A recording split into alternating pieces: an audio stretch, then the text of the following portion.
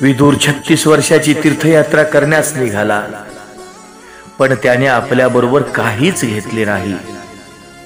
आजकालचे लोक तर यात्रेला जाताना 36 पदार्थ बरोबर घेतात। लागणाऱ्या सामानाचीही मोठी लांब लचक यादी बनवितात व यादीतली एकही वस्तू सुटू नये याची खबरदारी घेतात। यात्रेचा अर्थ असा आहे, याती याती, इंद्रियांना प्रतिकूल विषयापासून हरवून अनुकूल विषयाकडे लावून देणे म्हणजेच यात्रा होय। तीर्थयात्रा त्याचीच सफल झाली अशी समजावे की जो तीर्थासारखा पवित्र होऊन तेथून परततो। केवळ तीर्थयात्रा केल्यानेच पुण्यप्राप्ती होत नाही। कित्येक वेळा तर माणूस यात्रा करता करताच पापाचे गाठोडे सोबत बांधून आणतो।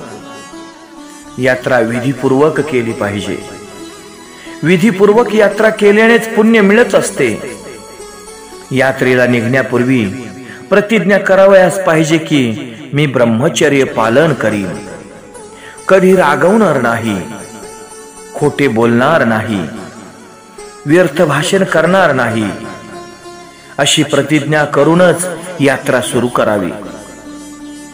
आजकाल तर यात्रेचे निमित्त करून धनिक लोक सफर करण्यास निघतात। याप्रमाणे तर कावळाही काशी मथुरेची चक्कर मारू शकतो। तीर्थावर खऱ्या साधू संतांची निंदा करणाऱ्यांना तीर्थयात्रेचे पुण्य मिळत नसते। साधू संतांबद्दल सद्भाव नसेल तर तीर्थयात्रा विफल होत असते। गुरु शब्दाचा अपभ्रंश आहे गोर। गोर म्हणजे क्षेत्रोपाध्याय किंवा पंडे। काही लोक असेही आहेत की जे पंड्यांना पत्र लिहून सूचना देतात की आम्ही इतके लोक येत आहोत, आमची राहण्या जेवण्याची व्यवस्था ठेवावी। तसे पाहिले तर तीर्थाचे पंडे म्हणजे काही आपले नोकर नव्हेत। तीर्थात विधीपूर्वक स्नान केले पाहिजे।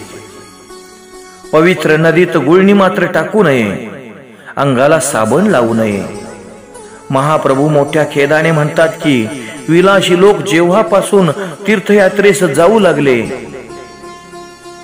तेथे राहू लागले, तेव्हापासून तीर्थस्नानांचा महिमा कमी होऊ लागला।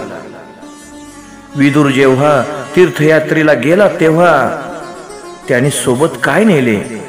काहीही नाही, केवळ कौरवांचे पुण्यच ते सोबत घेऊन गेले होते। विदुर कौरवांचे पुण्य सोबत घेऊन गेला होता, कारण कौरवांनी विदुराचा अपमान केला होता।